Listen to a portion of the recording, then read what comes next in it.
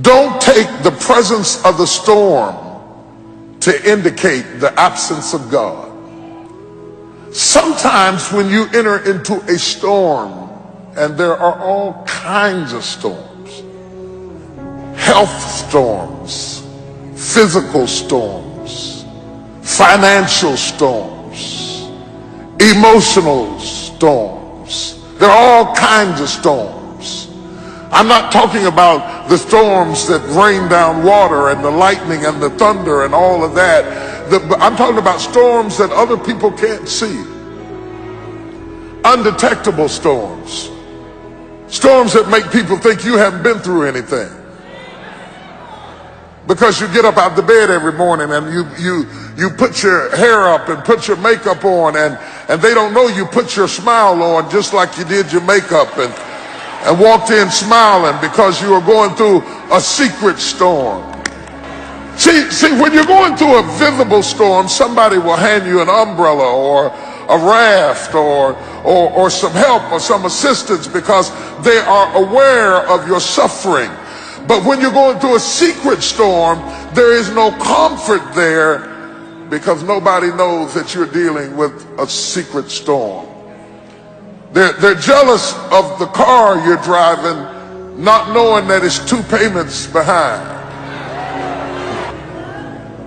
They're envious of the position that you were promoted to, not knowing that now that you're promoted into that position, you can't even rest at night.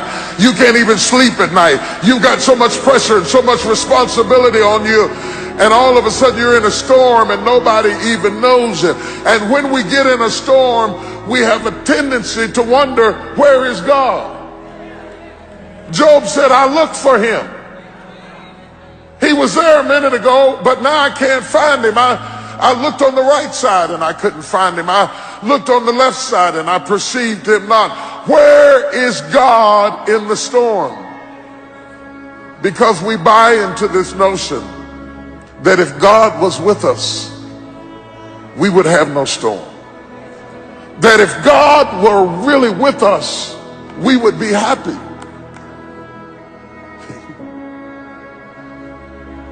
That if God were really with us, everything would go smoothly.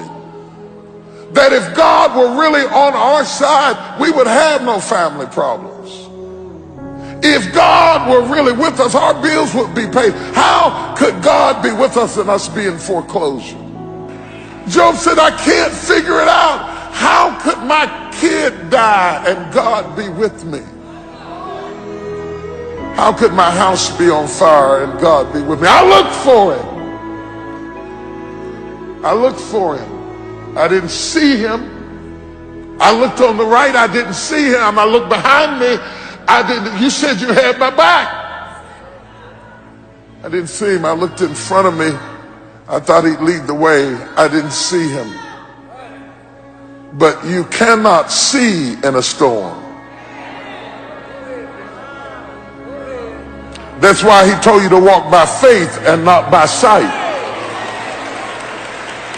You cannot see in a storm. Don't look for God to be sensual in your storm. He will not appeal to your senses. Your senses add to your comfort. God will not make you comfortable in your storm. But just because you are in the presence of a storm, the storm does not negate the presence of God, nor does it indicate the absence of God. The Bible said he is a very, very present help in the time of trouble. If you're looking for God, he's in the storm. He may not be saying anything, Peter. You may find him asleep on the boat in the bottom of the ship, but don't think that he jumped off the boat because you were in a storm.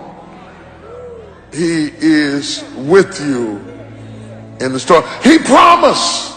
Whenever God promises you something, he says, you may not have it in your sensual realm right now, but I promise you. He said, he promised me, when you pass through the water, I'll be with you. He wouldn't have said that if his presence was apparent, because you never promised the obvious. He said, but when you pass through the water, you got my word on it.